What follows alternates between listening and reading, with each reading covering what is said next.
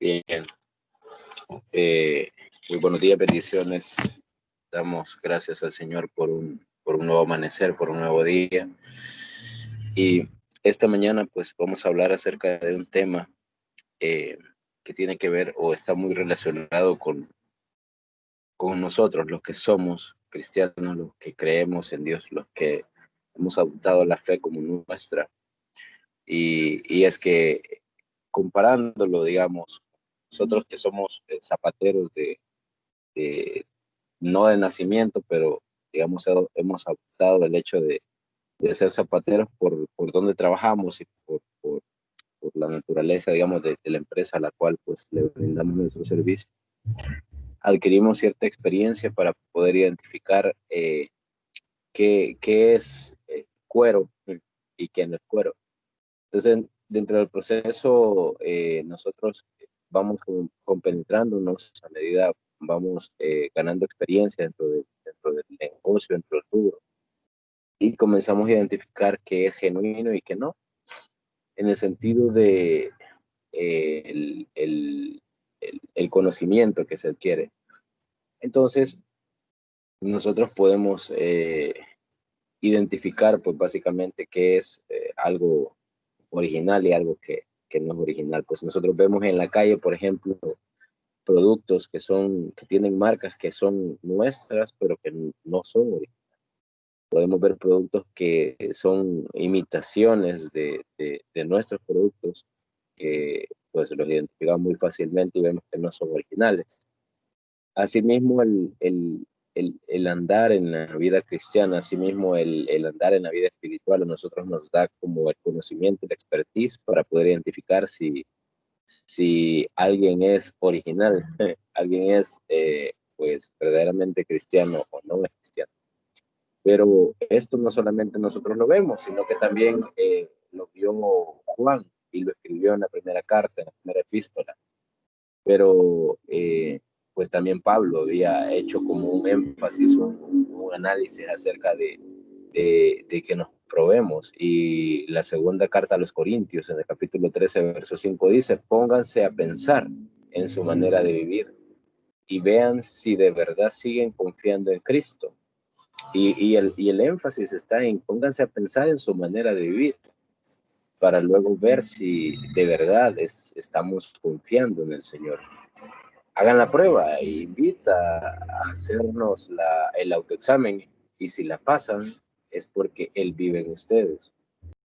Pero si no confían en Cristo de verdad, es porque Él no está en ustedes. Entonces, aquí es donde nosotros comenzamos primero a hacer una autoevaluación de que si verdaderamente nuestra fe está basada en Cristo, si nuestra fe está basada en el Señor, si cuando viene la dificultad, viene la prueba, viene la situación dura, nosotros nos agarramos del Señor, o qué hacemos primero. Nos olvidamos que Él está con nosotros y comenzamos a llorar, comenzamos a preocuparnos, comenzamos a afligirnos porque la situación que se viene es difícil. O simplemente nos mantenemos tranquilos y sabemos que Dios está al control. Entonces, esa es como la base, digamos, pero luego hay otras características que menciona Juan en la primera epístola que nos hacen ver acerca de que cuáles son como como digamos, esos conceptos básicos que nosotros tenemos que tener, o esas características que nosotros tenemos que tener como cristianos para poder darnos cuenta si verdaderamente somos o no somos. O sea, si somos originales o no somos, si somos verdaderamente. Primero yo había pensado en colocar el título de esta presentación como Made in, creados en el cielo, digamos, Made in Heaven. Entonces, cuando nosotros somos básicamente y creados en el cielo, en el sentido de que somos transformados por el pensamiento divino de Dios. Pero realmente yo dije, vamos a ponerle otro tipo de tema para poder darnos cuenta si verdaderamente somos originales o no. O sea, no somos una copia, no somos una imitación, sino que andamos verdaderamente con Cristo. Y es que es fácil prácticamente decir que somos cristianos, pero estas 7 características nos revelan si nosotros somos verdaderamente los cristianos. Y la primera característica de ellas es que si somos un verdadero cristiano, vamos a andar en luz. Todas las traducciones que les traigo esta mañana acerca de la meditación son extraídas de la traducción al lenguaje actual, que es la TLA. Primera de Juan, capítulo 1, versos 5 al 7 dice: Jesucristo nos enseñó que Dios es luz y que donde Dios está no hay oscuridad, por lo tanto nosotros debemos de ser luz. Nosotros como cristianos debemos de ser luz, no debemos de ser oscuridad, sino que debemos de ser luz a donde quiera que estemos, tenemos que mostrar que somos luz. Este es el mensaje que ahora anunciamos. Si decimos que somos amigos de Dios y al mismo tiempo vivimos pecando, entonces resultamos ser unos mentirosos porque no obedecen a Dios. Pero si vivimos en la luz, así como Dios vive en luz, nos mantendremos unidos como hermanos y Dios perdonará nuestros pecados por medio de la sangre de su Hijo Jesús. Entonces, ¿qué sucede? Que la luz se refiere a santidad, a pureza, a lo contrario a las tinieblas. Se refiere a que hay, digamos, hay un manto de santidad. En cambio, si nosotros andamos en tinieblas, anduviéramos en pecado, en desviación. Un verdadero hijo de Dios anda en luz y no en tinieblas, santidad, en guardándose para el Señor y no anda en pecado. Anda en pureza, anda en limpio, anda totalmente puro y no anda en una desviación hacia el pecado. Si alguien dice ser hijo de Dios, pues prácticamente busca la luz o busca ser luz. Él es lumbrera para otros. Entonces, ¿qué sucede? Nosotros tenemos que emanar esa luz para que otros puedan ver. Yo escuchaba una predicación de un hermano pastor eh, y decía que nosotros somos como una lámpara Coleman. Ponía un ejemplo bien curioso, porque decía, si nosotros no somos como una lámpara Coleman,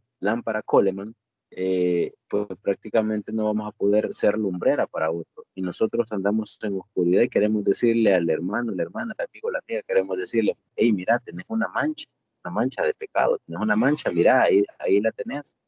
Pero como somos oscuridad y el otro anda en oscuridad también, va a decir, no, si no me la veo, no me la veo para nada. Entonces, pero si nosotros fuésemos, somos luz, nosotros vamos a alumbrar con esa luz los pecados también de los demás y le vamos a poder decir, hey, mira, tenés una mancha, te puedes limpiar, te limpias si querés, por la sangre de Cristo, sí, ok, ¿cuál es la mancha? Ah, ok, ahora sí me la veo. Entonces, pero nosotros siendo luz es que vamos a llegar a ser verdaderamente un cristiano. Ahora también nosotros como verdaderos cristianos confesamos nuestros pecados constantemente y es que, como dice Romanos 3:23, cuando todos pecaron están destituidos de la gloria de Dios. En Primera de Juan, capítulo 1, verso 8 al 10, dice de la manera siguiente: si decimos que no hemos pecado, nos engañamos a nosotros mismos y no decimos la verdad, porque todos pecamos. Pero si reconocemos ante Dios que hemos pecado, podemos estar seguros de que Él es justo, nos perdonará y nos limpiará de toda maldad. Si decimos que nunca hemos hecho lo malo, hacemos que Dios aparezca como un mentiroso y no hemos aceptado el mensaje que Él nos ha dado. Entonces, de cierta forma, si nosotros no aceptamos que hemos pecado, prácticamente hacemos mentiroso a Dios. ¿Por qué? Porque en realidad solamente Él es santo, solamente Él es puro y realmente Él fue el único que nunca pecó, nuestro Señor Jesucristo. Entonces la confesión continua de pecado es como la indicación o como la señal de genuina y que Dios pues nos ofrece limpieza continua porque Él nos está limpiando, nos está purificando constantemente. Una persona que dice ser cristiana, pero niega el hecho que ha pecado en su vida, o sea, de que ha fallado, le ha fallado al Señor, pues prácticamente es una persona que miente y blasfema contra Dios porque todos hemos pecado, todos hemos pecado. Y realmente, o sea, alguien que diga yo soy santo, es mentiroso porque no hay justo ni a uno. Entonces, por consiguiente, si esa persona que niega ese pecado, esa persona niega su pecado, no ha conocido al Señor, no ha nacido de nuevo, porque nosotros tenemos que ser sinceros delante de Dios y reconocer que hemos pecado, que hemos fallado. Entonces, un verdadero cristiano, ya en el punto número 3, dice que también guarda los mandamientos del Señor.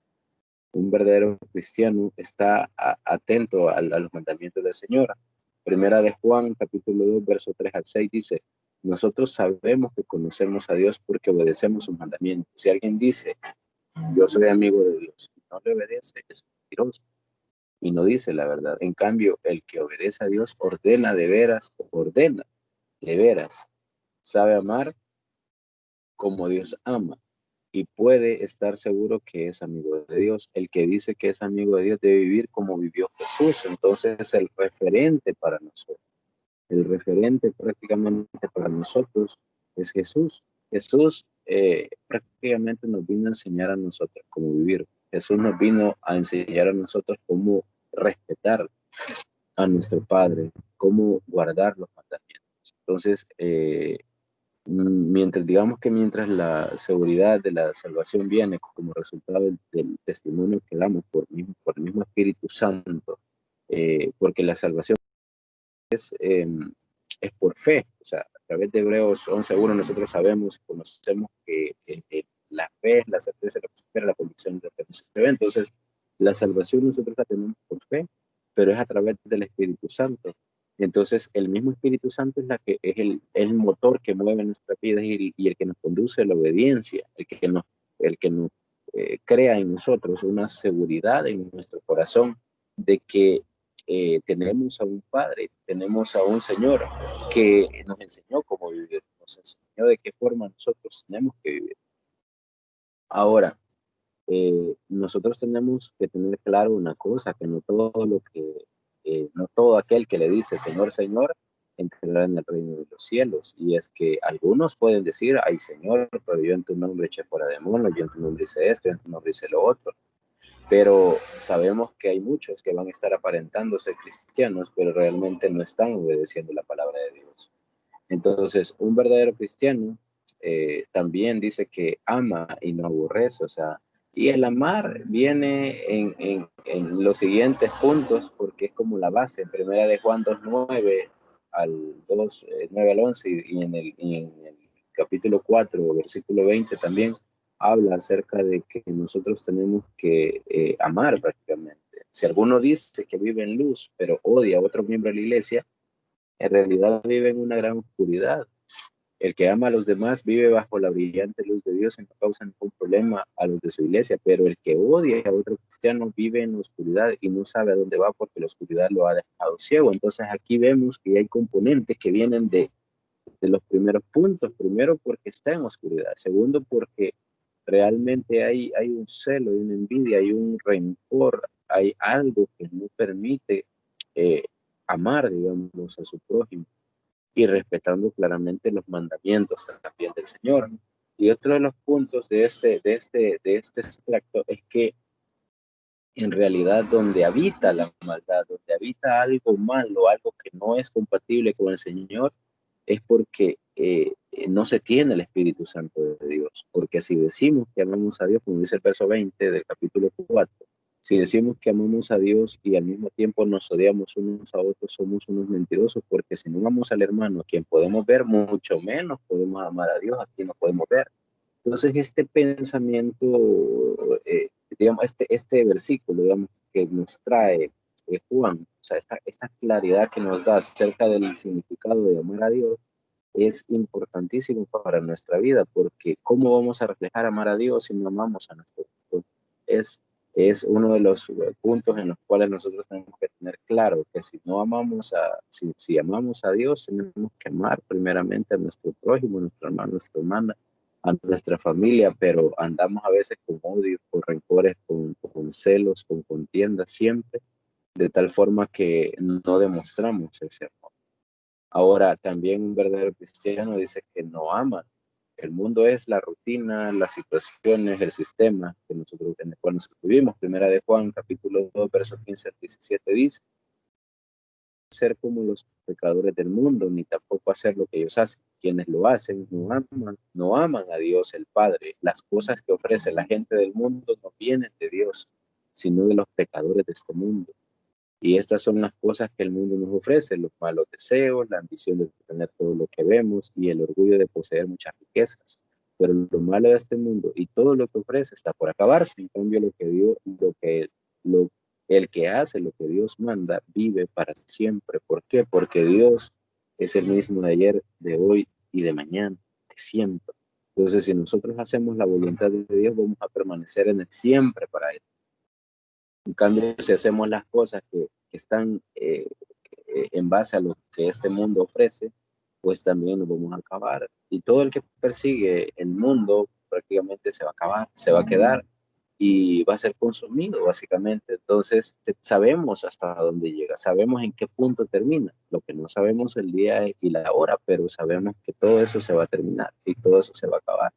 Y si nosotros morimos, por ejemplo, y morimos en Cristo, pues sabemos que ya tenemos el garantizado el para siempre.